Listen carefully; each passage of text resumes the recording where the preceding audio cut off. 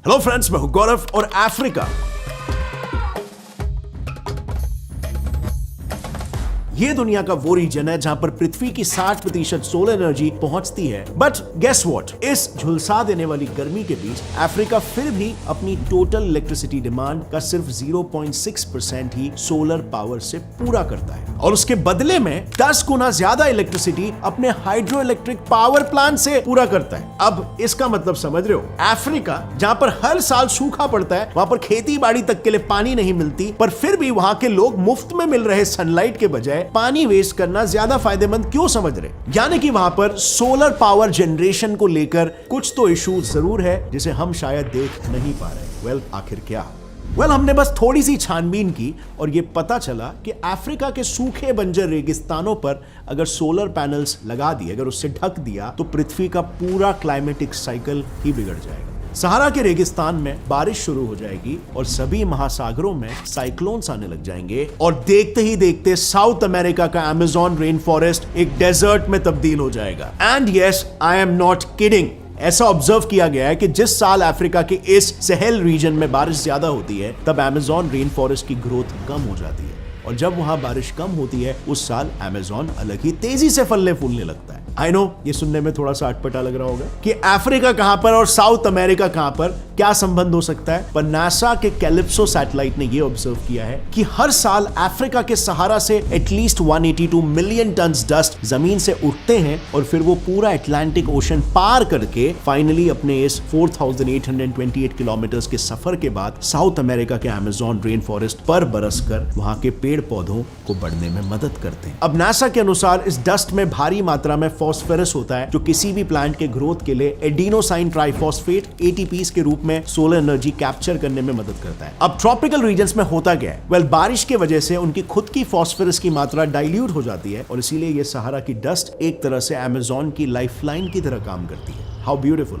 Right? In fact ये कहना गलत नहीं होगा कि अमेज़न असल में एक रेन फॉरेस्ट है ही इसीलिए क्योंकि सहारा एक लूज मिट्टी वाला रेगिस्तान है और इसीलिए डायरेक्टली अगर सहारा पर सोलर प्लांट्स इंस्टॉल करना शुरू कर दिया जाए तो यही रेन फॉरेस्ट एक डेजर्ट में तब्दील हो जाएगा और सहारा डेजर्ट एक रेन फॉरेस्ट बन जाएगा। अब सहारा की रेत पूरे लाइट को रिफ्लेक्ट तो करती है और उससे गर्म हवा ऊपर जाकर ठंडी हवा नीचे भी आती है, लेकिन वहीं पर हीट इतनी ज्यादा मात्रा में रेडिएट होने लगती है कि वातावरण में मौजूद भाप को कंडेंस होने का वक्त ही नहीं मिलता। यानी कि अगर ऐसे में हमने वहां पर बहुत सारे सोलर पैनल्स लगा दिए तो वो पैनल्स हीट को एब्जॉर्ब कर लेंगे और इस एब्जॉर्प्शन की वजह से एटमॉस्फेयर को ठंडा होने के लिए अच्छा खासा टाइम मिल जाएगा। सो अब इसका मतलब आप समझ रहे हो, हमेशा की तरह डायरेक्ट सनलाइट की वजह से आसपास के समुद्रों से वेपर्स सहारा के ऊपर तो उड़ेंगे ही, पर इस बार वो ठंडे वातावरण की वजह से कंडेंस होकर बरसेंगे भी। नतीजा, बारिश की वजह से पूरा सहारा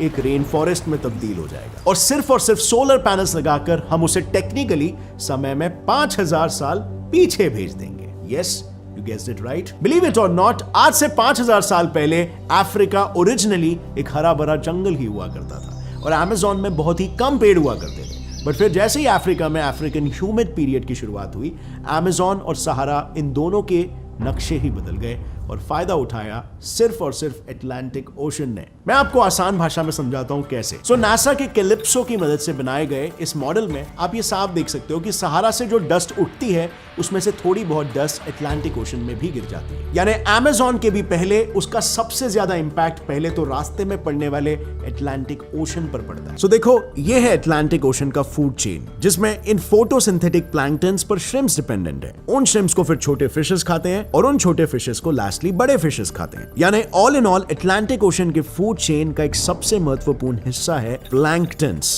पर इन प्लैंक्टन्स की ग्रोथ के लिए मेजरली दो चीजें जरूरी होती है, एक तो सनलाइट और दूसरी चीज फॉस्फोरस, जो अगेन सहारा से मिलता है। मीनिंग सहारा के हरे भरे होने से ना सिर्फ अमेज़न को ही खतरा है बल्कि इससे समुद्री प्लैंक्टन्स और उन पर डिपेंडेंट पूरी फूड चेन जो समुद्र में बसती है उसे भी खतरा है। और ये सब के सब डेंजर्स सिर्फ सहारा पर सोलर पैनल्स लगाने से पैदा होंगे। अभी भी बिलीव करना हार्ड हो रहा है, राइट? वेल, अभी 2021 में अफ्रीका में आई ट्रॉपिकल स्टॉर्म एना के इंपैक्ट को जब साइंटिस्टों ने स्टडी किया ना, तब पता चला कि उस साइक्लोन में करीब 40 से 50% प्लैंक्टन्स खत्म हो गए थे। और साथ ही ये भी बताया कि जब जब ऐसा हुआ है, उस समुद्र की मरीन लाइफ कोलैप्स हुई है। यानी ये बिल्कुल साफ है कि सोलर पैनल से अगर हरिकेन्स या साइक्लोन्स आए तो वो बेसिकली समुद्री जीवों के लिए एक डेथ सेंटेंस होगा। अब ऐसा इसीलिए है ना, बिकॉज यू सी सहारा दो हिस्सों में बटा हुआ है, एक गर्म तो दूसरा ठंडा। और इसी डिफरेंस की वजह से यहाँ पर एक विंड जनरेट होती है which is known as easterly wind. लेकिन क्योंकि अफ्रीका इक्वेटर पर पड़ता है, इसीलिए डिफरेंस इतना ज्यादा नहीं होता। यूजुअली जब यहाँ पर ईस्टर्ली विंड बहती है तो वो खतरनाक हरिकेन्स नहीं क्रिएट करती।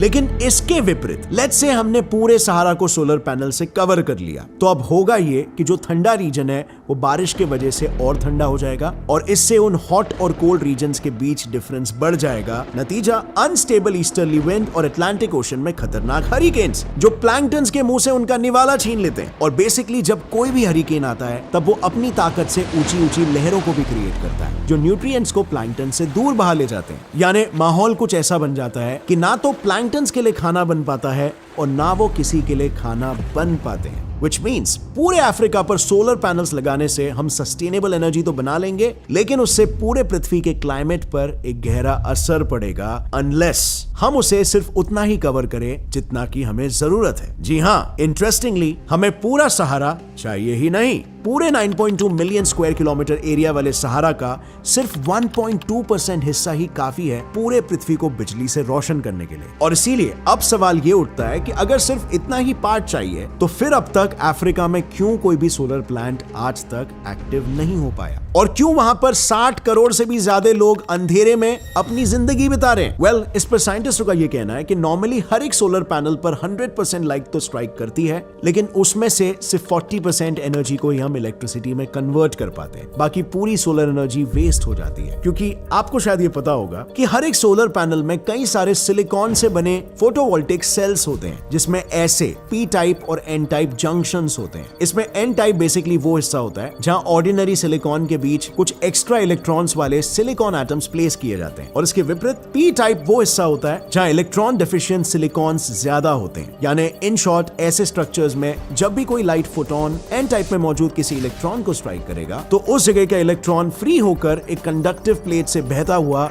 इलेक्ट्रिसिटी पैदा करेगा, और फिर इवेंचुअली पी टाइप में मौजूद किसी पॉजिटिवली चार्ज्ड एम्प्टी स्पेस या होल में जा बैठेगा, कंप्लीटिंग द एंटायर सर्किट। पर यू सी, ये हुआ बेस्ट केस सिनेरियो। कई बार ये फ्री इलेक्ट्रॉन्स कंडक्टिव प्लेट से पास होने से पहले यहां वहां टकरा के एन टाइप हिस्से में ही अपनी एनर्जी को खो देते हैं और फिर से वही किसी होल में जाकर बैठते हैं, जिससे इलेक्ट्रिसिटी पैदा ही नहीं होती। प्लस लेट्स से आप किसी तरह ये प्रॉब्लम सॉल्व भी कर लेते हो, तो एक प्रॉब्लम फिर भी इसमें होती ही है, जो है carbon emission. Yes, I know, बहुत लोगों को लगता है कि सोलर पावर मतलब fully sustainable source of energy, लेकिन फ्रेंड्स ऐसा नहीं है। एक साइंटिस्ट है डॉक्टर डिनी, जिनके अनुसार सोलर प्लांट से सालाना जितना कार्बन एमिशन होता है वो तो न्यूक्लियर पावर प्लांट से भी 300 गुना ज्यादा होता है। क्योंकि ऐसा नहीं है कि सिर्फ सोलर पैनल्स लगा दिए और इलेक्ट्रिसिटी बन गई। अगर लार्ज स्केल पर बिजली पैदा करनी है ना, तो उसे स्टोर और ट्रांसपोर्ट करने के लिए भी कुछ सिस्टम्स लगाने पड़ते हैं, जिसमें फॉसिल फ्यूल्स इस्तेमाल होते ही है। यानी अब ऐसे में अगर हमें इस कार्बन एमिशन को कम करना है तो पहले तो उसके अलग प्यूरिफिकेशन सिस्टम्स लगाने पड़ेंगे, और आगे फिर इन सिस्टम्स को चलाने के लिए और ज्यादा इलेक्ट्रिसिटी पैदा करनी पड़ेगी, जिसका सीधा साधा मतलब यह है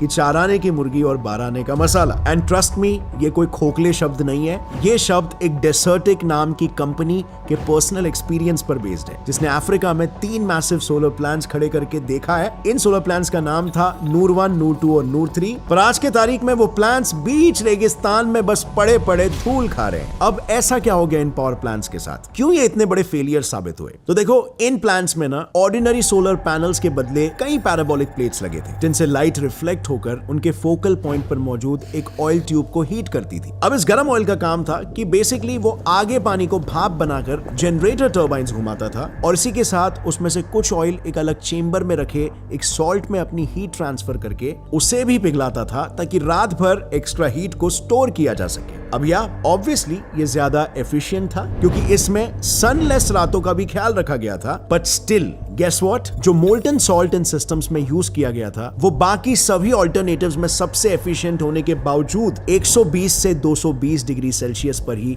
फिर से सॉलिडिफाई हो जाता था, विच मींस रात के वक्त टर्बाइंस घुमाने के लिए जो हीट स्टोर की जा रही थी उसमें से सिर्फ कुछ ही अमाउंट ऑफ हीट असल में वापस मिल रही थी। यानी फिर से वही प्रॉब्लम, इस सॉल्ट को मोल्टन स्टेट में रखने के लिए अलग से फॉसिल फ्यूल्स जलाकर हीट दो और कार्बन एमिशन बढ़ाओ, सिंपली यूजलेस। प्लस एक प्रॉब्लम ये भी तो है कि भले ही हम एफिशिएंट सोलर पैनल्स बना ले, उनसे जो इलेक्ट्रिसिटी घरों तक पहुंचानी होती है वो तो एसी के रूप में ही तो पहुंचानी होती है, यानी कि ऑल्टरनेटिंग करंट, जो सिर्फ छोटी दूरियों में ही एफिशिएंट होता है। अब हम इस ग्राफ से ये साफ साफ देख सकते हैं कि एसी करंट 600 किलोमीटर के पार भेजना हो तो वो डीसी करंट से भी ज्यादा एनर्जी लॉस दिखाता है। मतलब एक तो ऑलरेडी सिर्फ सूरज से सिर्फ 40% एनर्जी इलेक्ट्रिसिटी में कन्वर्ट हो रही है और अब उसमें भी और एनर्जी लॉस। और रही बात एसी को फिर डीसी में कन्वर्ट करके भेजने की, तो देयर अगेन उसके लिए बड़े बड़े ट्रांसफॉर्मर्स लगते हैं, जो काफी ज्यादा महंगे होते हैं। इन शॉर्ट इस पूरे प्रोसेस में फायदा तो बहुत ही कम है और प्रॉब्लम्स भर भर के आ जाते हैं। The only thing